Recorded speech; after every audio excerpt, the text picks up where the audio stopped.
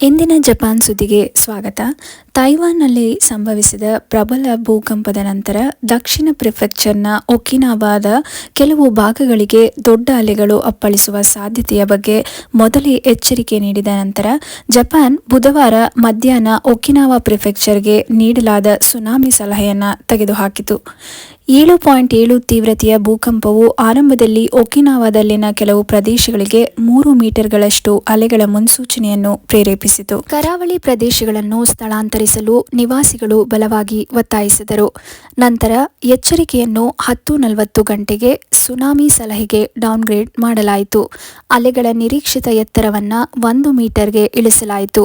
ಆ ಸಲಹೆಯನ್ನು 12 ಗಂಟೆಗೆ ತೆಗೆದುಹಾಕಲಾಗಿದೆ. ದಕ್ಷಿಣ ಪ್ರಿಫೆಕ್ಚರ್ನಲ್ಲಿ ಯಾವುದೇ ಹಾನಿ ಅಥವಾ ಸಾವು ನೋವುಗಳ ತಕ್ಷಣದ ವರದಿಗಳಿಲ್ಲ ಎಂದು ಸರ್ಕಾರದ ಉನ್ನತ ವಕ್ತಾರರು ಸುದ್ದಿಗೋಷ್ಠಿಯಲ್ಲಿ ತಿಳಿಸಿದರು.